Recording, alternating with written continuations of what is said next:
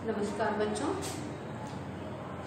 कक्षा 11 का सामान्य हिंदी विषय लेकर के मैं पुनः उपस्थित हुई हूँ। इसमें पहला पाठ काव्य संकलन का पहला पाठ आप लोगों का चल रहा था। पहले पाठ में कबीरदास जी का साखी पढ़ाया जा रहा था। उसी में आगे का भाग आज मैं पुनः आप लोगों को समझाऊंगी।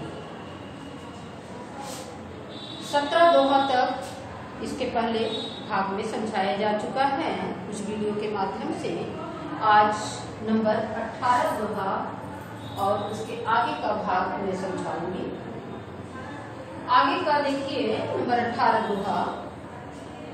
कबीर हरि रसियों किया बाकी रही न था। कबीर हरि रसियों किया बाकी रही न था। पापा कलश कुम्हार का बहुरी न चढ़े चाह।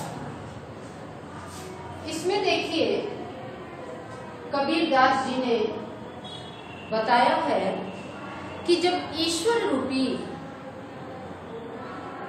के भक्ति रूपी रस का पान हम जी भर करके कर लेते हैं, अर्थात जब ईश्वर की भक्ति में हम पूरी तरह से डूब जाते हैं तो सांसारिक मोह माया से हम बिल्कुल ही मुक्त हो जाते हैं। फिर सांसारिकता के मोह पाश में हम नहीं बंधते हैं। यहाँ पर कबीरदास जी के कहने का यही आशय है। कबीर हरि रस यों पिया बाकी रही न थावी। देखिए हरि रस, हरि अर्थात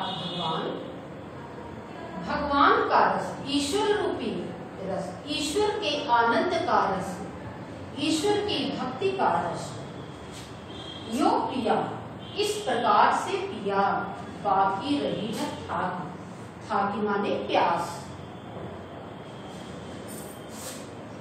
पाका कलश कुम्हार का बहुरी न चढ़े चाक। बहुरी माने पुनः दोबारा, चाकी, चाकी मतलब चक्की, चाक जिस पर कुम्हार मिट्टी के बर्तन बनाता है उसको चाक कहते हैं। कबीर जी कहते हैं कि हमने ईश्वर के भक्ति रूपी रस का इस प्रकार से पान किया। हमने भक्ति रूपी रस को ऐसा पिया कि बाकी रही न था कि अब मुझे किसी भी प्रकार की और कोई प्यास बाकी नहीं रह गई।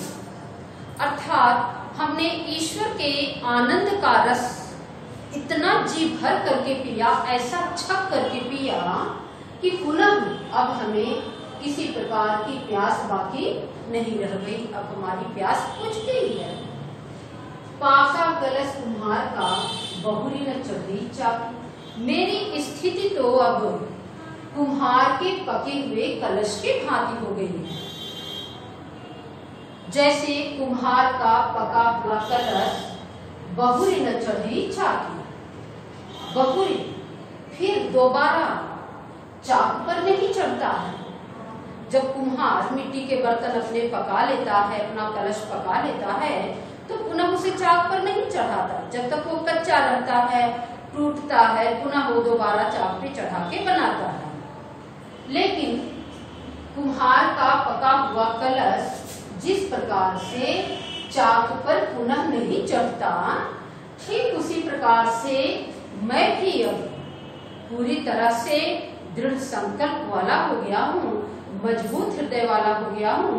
अब हमारे समक्ष कितनी भी कठिनाइयां आएंगी, कैसी भी बाधाएं हमारे समक्ष आएंगी, अब पुनः सांसारिकता के मोह पाश में हम बंधने वाले नहीं हैं।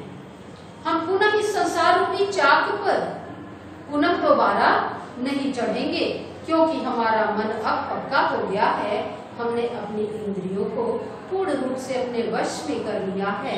अब पुनः हम संसार रूपी चाक पर नहीं चढ़ेंगे, क्योंकि हमने ईश्वर रूपी रस को जी भर करके पिया है और हमारी प्यास पूरी तरह से बुझ गई है।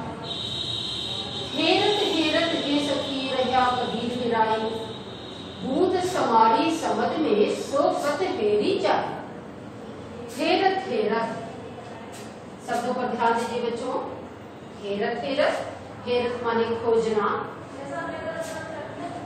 रहिया कबीर हिराई, हिराई हिरा जाना, खो जाना।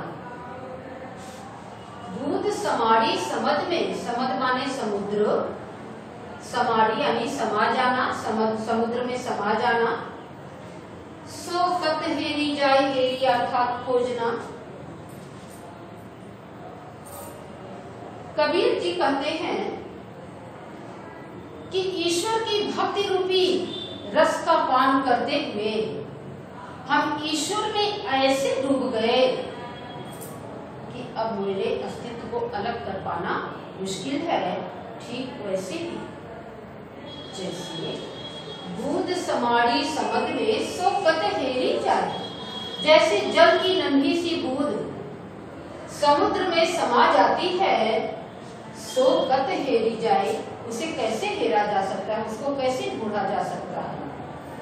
जैसे जल की छोटी सी बूंद सागर के विशाल, सागर के अथाह जल में वो नन्ही सी जल की बूंद जब खो जाती है, समा जाती है, तो उसके अस्तित्व को अलग नहीं किया जा सकता, उसको ढूंढा नहीं जा सकता। कबीर जी कहते हैं मेरी स्थिति भी ठीक वैसी ही हुई है। हेरत हेरत हे सखी रहा कबीर हेराई। परमात्मा को खोजते खोजते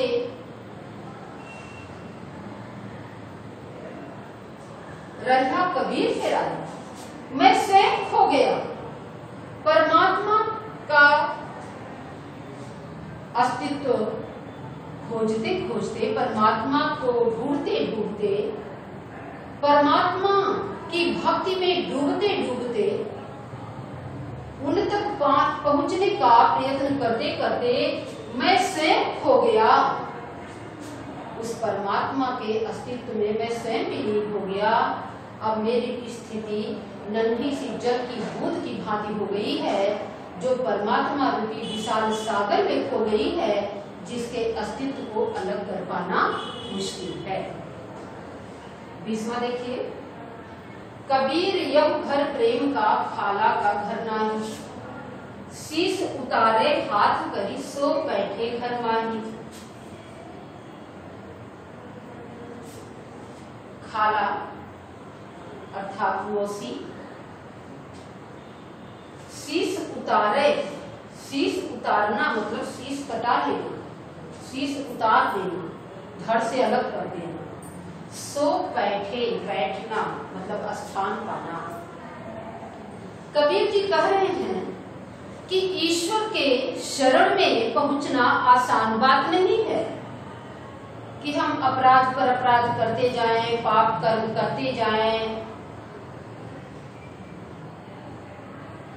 तमाम कलुषित विचार हमारे मन में आते जाएं और हम ईश्वर के शरण भी पा जाएं। ऐसा नहीं हो सकता है। ईश्वर की शरण पाने के लिए, उनकी शरण में जाने के लिए तो बहुत अधिक त्याग की आवश्यकता पड़ती है। यहाँ पर कबीर जी ने इसी बात का वर्णन किया है। कबीर यह घर प्रेम का, ईश्वर का घर तो प्रेम का घर है, जो सबसे, सभी प्राणियों से, सारे जड़ और चेतन से जो प्रेम करने वाले हैं, वही ईश्वर के घर में प्रवेश पा सकते हैं। क्योंकि ये तो प्रेम का घर है, तो प्रेम करने वाले ही, जिनके हृदय में प्रेम हो, वही ऐसे घर में पास पहुंच सकते हैं। खाला का घर नाही, ये ईश्वर का घर है। ये कोई मौसी का घर नहीं है कि हम गलतियां करते रहें, अपराध करते रहें और मौसी के घर में जाकर के दुबक के शरण भी पा जाएं। शीश उतारे हाथ करे, ये तो ईश्वर का घर है, ये तो प्रेम का घर है। यहाँ तो असीम त्याग की आवश्यकता पड़ती है।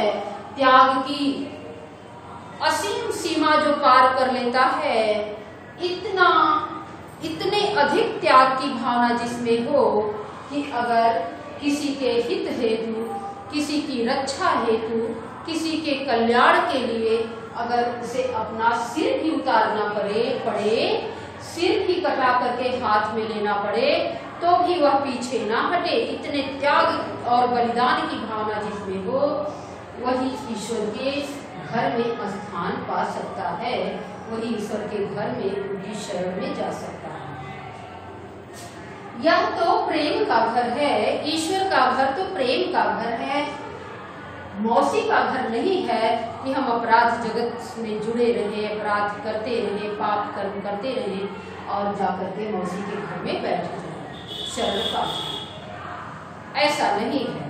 यहाँ तो त्याग की आवश्यकता, बलिदान की आवश्यकता पड़ती है, जिसमें असीम त्याग की भावना हो, जो बलिदान की भावना से उत्प्रोत हो। सिर भी कटाने की आवश्यकता पड़े तो सिर कटा करके हाथ में लेने की भावना जिसमें हो, वही ईश्वर के घर में स्थान पा सकता है। आगे देखिए, जब मैं था तब हरि नहीं, अब हरि है मैं नाही, सब अंधियारा मिट गया जब दीपक देखा माही। मैं अर्थात अहंकार, यहाँ भी मैं शब्द है। देखिए, कबीर जी कहते हैं कि जब तक हमारे भीतर अज्ञानता भरी रहती है, अज्ञानता के अहंकार में जब तक हम डूबे रहते हैं, तब तक हम ईश्वर की अनुभूति नहीं कर सकते हैं। इसलिए अहंकार को त्यागना होगा। जब हम अहंकार को त्यागेंगे तभी हमें ईश्वर की छवि हर तरफ दिखाई देगी, सब में हमें ईश्वर की, परमात्मा ही दृष्टिगत होंगे। जब मैं था तब हरि नहीं, अब हरि है मैं नाही। जब तक मेरे भीतर अहंकार की भावना थी, मैं अर्थात अहंकार, जब तक मुझ में मैं था, अहंकार था, तब तक ईश्वर नहीं थे।